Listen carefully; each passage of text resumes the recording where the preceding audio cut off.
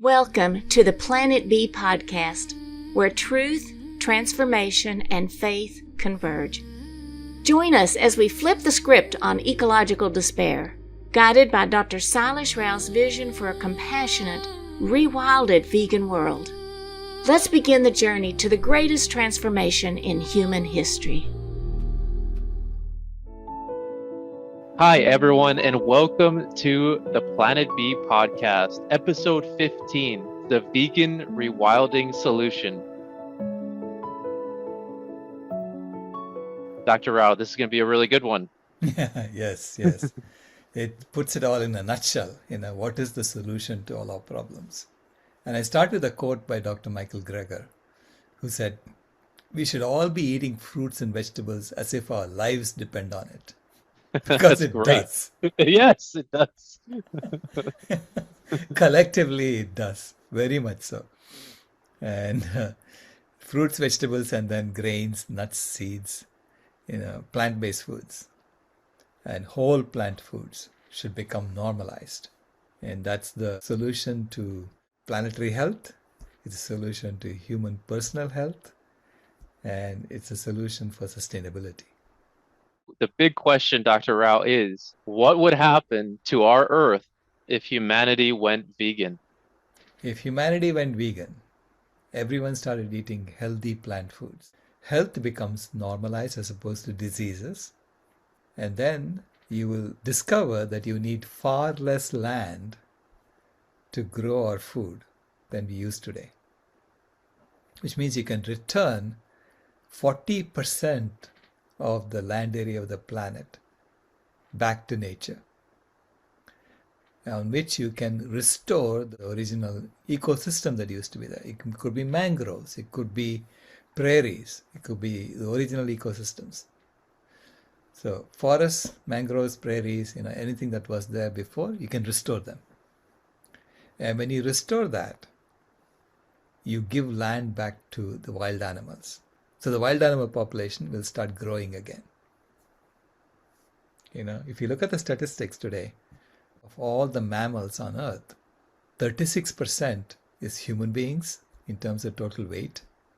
60% is all the animals that we raise on farms, and only 4% is wild mammals. Right? It's unbelievable. It's so crazy. Now, if you look at just land mammals, it is 37% for human beings, 61% for farmed animals, and only 2% for all the land mammals. It becomes 4% when you include all the whales and the fish put together. Okay, so returning 40% of the land back to nature and not using farmed animals for our food suddenly rebalances the weight of mammals on the planet. You take the 36% that's human beings, and then you don't have the 60% that's land mammals for farming, and then you return 40% of the land, so now the wild mammals can grow back. Okay. Right. And especially when you also stop fishing, the mammals in the ocean will also recover. So it addresses the number one planetary boundary transgression, which is the loss of biosphere integrity. Immediately, it addresses that. There used to be 5 to 6 trillion trees on the planet. And by chopping down forests and turning that into grazing land, we have cut half the trees on the planet. So there are now only 3 trillion trees. So when you return 40% of the land back to nature, you can restore the 3 trillion trees that you cut. So the number of trees on the planet goes from 3 trillion back to 6 trillion again. And those extra 3 trillion trees that grow will suck up the chemical pollution that's there on the planet. And they will store the chemical pollution in their trunks as they grow. Okay? So it cleans up the second worst planetary boundary transgression, which is novel entities. It literally starts cleaning the planet when you do that. So the vegan rewilding solution has immediately addressed the top two.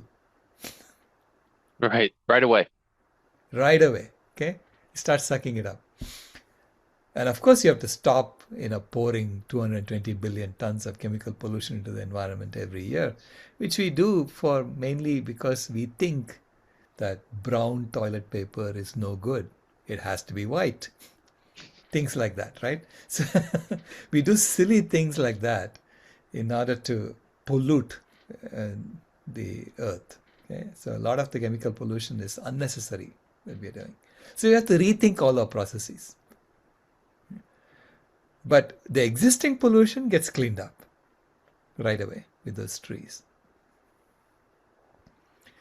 And the third is nitrogen and phosphorus loading. So that's the third worst planetary boundary transgression. So that's the excess nitrogen that we are taking from the air and converting it into fertilizer and pouring it on our land to grow crops. And half the crops, half the grains are being used to feed animals. So when you no longer have to grow animals, you don't need all those crops. So I claim that we can cut down at least a quarter of the grains that we are growing. Even if you say I need to use the other extra in order to address world hunger, but you can cut down on the nitrogen and phosphorus use by at least a quarter. So that addresses the third planetary boundary transgression. And when the trees come back, the trees are going to be sequestering CO2 from the atmosphere. Okay, so you will see the CO2 levels start decreasing in the atmosphere instead of increasing all the time. So when people talk about not burning fossil fuels, they're only talking about not increasing the CO2 level in the atmosphere. They're not talking about decreasing. You cannot decrease the CO2 levels in the atmosphere by installing solar panels and driving electric cars. The only way you can do that is by bringing back the trees to restore the forests on the land. Okay?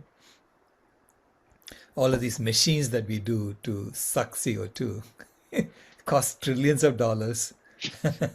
And it's unclear what you're going to do with that CO2 after you suck it down. They think it's going to stay down there forever. No, it'll pop up. So, whereas trees can store them forever, okay, if you restore the forest. So it addresses the number 4, climate change as well. Number 5 is land use. That's the 5th planetary boundary transgression. There again, when you return 40% of the land back to nature, you are restoring that. So you are addressing that planetary boundary transgression fundamentally. Number 6 is water use, a freshwater change. By bringing back the forests, you're restoring the freshwater cycles of the planet. You're repairing them. Okay. And then number 7, ocean acidification. Now, ocean is becoming more acidic because there is more CO2 in the atmosphere. And that CO2 dissolves in water and becomes carbonic acid. That's why the ocean is becoming more acidic. Now, when you start reducing the CO2 in the atmosphere, because you brought back the 3 trillion trees that we cut, the ocean will become less acidic. So it addresses number 7 as well. So can you imagine, this one simple change, going vegan and rewilding the planet, addressing all 7 planetary boundary transgressions. And yet people don't want to see it. And I'm saying, hello, what kind of scientist are you if you don't see this as a solution? One of the most fascinating parts about this too is, Dr. Rao, you're using their data to prove this. It's not, this stuff isn't coming out of thin air. It's not coming from a magic hat. Like, this is data from these organizations. You're Correct. just putting it together and showing it to them. Correct, yeah. It's IPCC's 5th assessment report and 6th assessment report. That's all I'm using. And using the data in those assessment reports, I'm saying the data is screaming at me to implement the vegan rewilding solution to all 7 planetary boundary transgressions. Okay. Now, Eat Lancet Commission. They have come up with the planetary health diet, which calls for a 50% reduction in the use of animals. Okay, so it's saying cut down on the animal use by 50%, and that will solve all the problems. I don't know, even if you do 100%, whether we can fill all the holes we have already created in the biosphere integrity. Okay, and I don't know if it will restore chemical pollution, if it cleans it up enough for life to thrive. Right now we know that life is on a death spiral. So every 2 years we see that the wild animals are decreasing. This is why these two transgressions are in the purple zone. So I don't know, even if we go 100%, if the death spiral will become an upward spiral, filling all the holes in biosphere integrity and cleaning up the chemical pollution to the point where life can thrive. So I don't know how they came up with the 50%. And that too, such a nice round number. Sounds like they don't want to move away from Planet A. So I asked them, how did you come up with this? In my estimation, I don't know if 100% will also solve the problem. I'm saying we have to do 100% and check it. But if you go and say, I know that 50% will solve all the problems, you better have good models to show that. And you better have models that match reality. And I don't know how they can build models that are that complex, that would match reality of an entire planet, right? How do you create a model that matches how a planet will behave? You can only approximate it. I begin with a position of humility that even with 100%, I don't know. Okay? Because there's nothing that tells me that 100% is enough. I say we have to go 100% and try it out. Okay? And see what else we have to address beyond that. So I'm absolutely not going to put my name on anything that says 50% is enough. As an engineer, I could never do that. I have integrity not to do that, right? And when I asked these authors of the planetary health diet, how did they come up with these numbers? Their answers were unsatisfactory. Okay.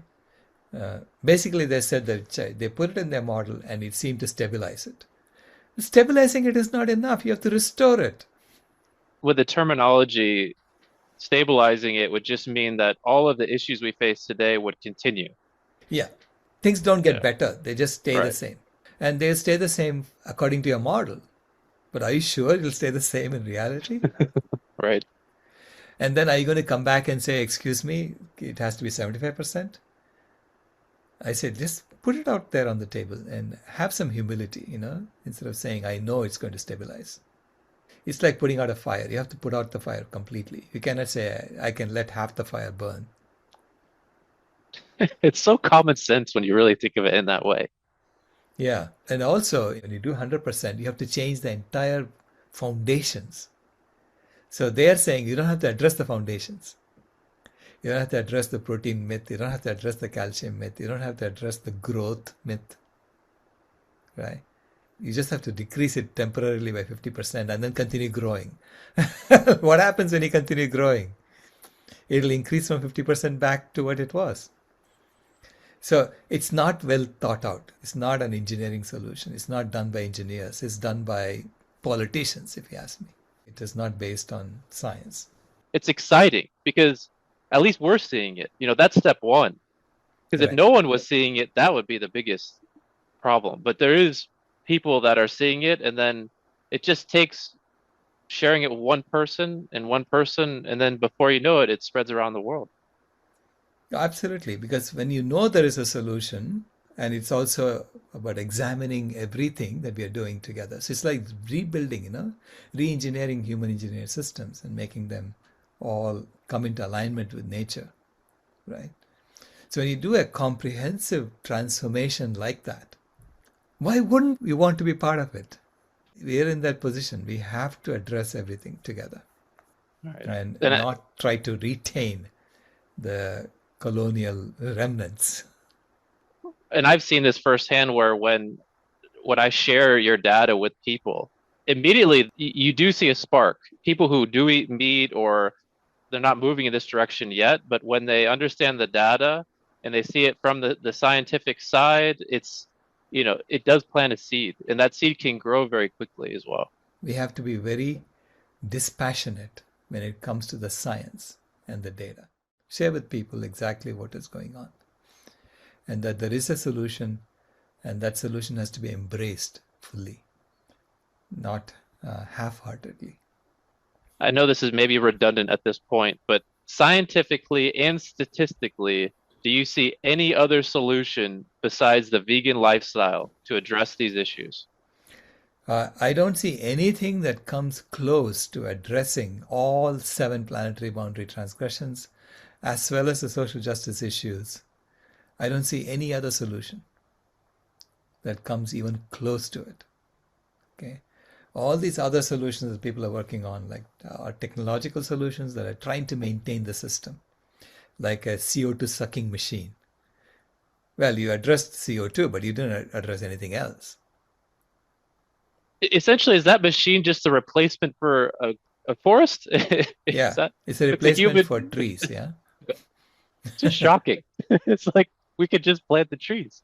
Right. Yeah. But it says that, well, we have to continue eating animals. Therefore, we need more and more land. And let's put a CO2 sucking machine, which is like a compressed tree, right? That stores it in, instead of in the trunks, it stores CO2 in liquid form somewhere. Yeah. And you have to use a bunch of fossil fuels to run that machine or solar panels to run that machine. Yeah. That's the kind of solution that people are coming up with. And it doesn't even come close to what the vegan rewilding solution can do. This is why I've been promoting the vegan rewilding solution for all of our environmental and social justice issues for the last, 15 years. I've been talking about this. So the more I study it, the more I'm convinced that this is the only way to go. All right. And Dr. Rao, I feel you're always very approachable. So if anyone is watching this and they want some of the data, I would just encourage you to reach out to Dr. Rao. I mean, you're always willing to help, and you're very graceful with your time. So thank you for that. Oh, my pleasure. And all the data is already there in the public domain. Dr. Rao, something that we haven't touched on yet is just what is the significance of not only eating a vegan diet, but actually living a fully vegan lifestyle? Yeah. So if you say, I'm only going to change my diet, but I'll continue wearing leather shoes, leather jackets, and so on, people are going to raise the animals just to skin them. Okay? So the vegan rewilding solution depends on the fact that you don't use animals for any purpose whatsoever. Only then can you return the land back to nature. If you use animals for their skin, people are going to be raising animals just to get their skin, and therefore that land use dividend doesn't come. It's not there, right? So to get that land use dividend, you have to completely transform our economy from an economy that uses animals to an economy that's based fully on plants.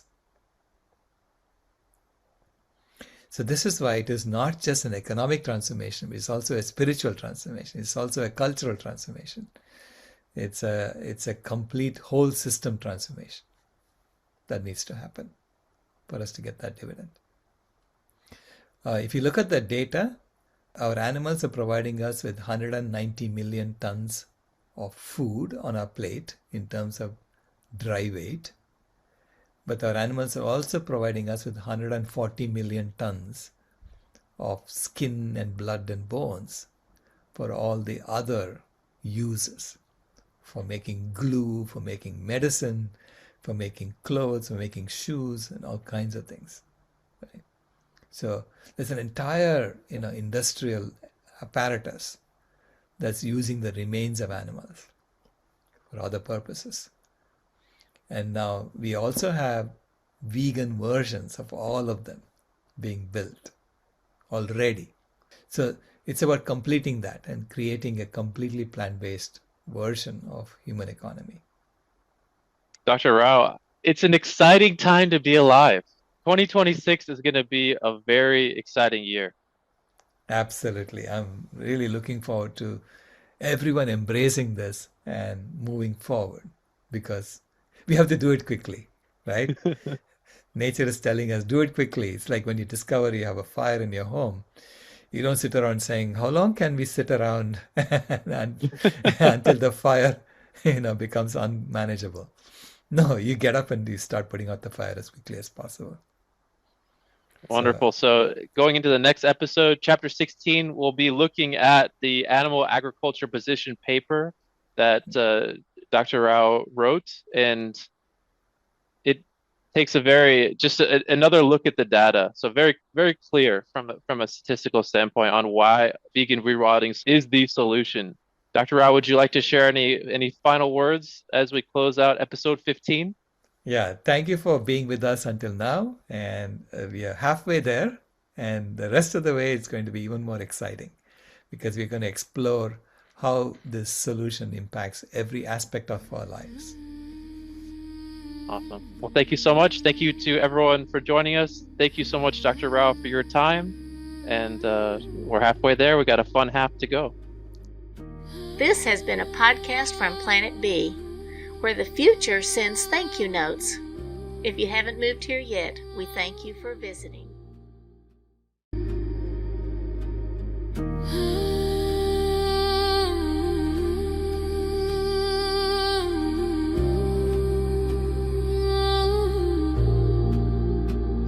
The house is burning, but we're still sitting in the glow. Phones charged, lights on, pretending we don't know. But the forest is silent, the river's running low, and the flame on our plates is the strongest fire we throw. Put out the fire, put out the fire. Echoes and rise, this is your hour. 7 boundaries broken, the earth pushed past the line. Climate, land, species, fresh water, chemicals, nutrients, oceans in decline. Not danger, disaster in real time. Put out the fire, ooh, put out the fire. Metafoodians rise, this is your power. And here in India, one truth stands the same. Milk is not just milk, dairy feeds the flame. Cows and methane, fields and forests turn to grain. Politics, culture, carbon, all wired to the same chain. Every cup of curd is heat in the air, every block of butter is a forest repair. It's not a small habit, it's a planetary affair. Put out the fire, put out the fire. Echoes and rise, this is our hour. Energy fixes half the hurt, Dr. Rao made that clear. But food fixes the other half, the half that's burning here. Change the plate, change the land, change the future's atmosphere. Put out the fire, put out the fire. Metafoodians unite, this is your choir. Every millet, every fruit, every sapseed, every bean is water on the wildfire of a world we've never seen.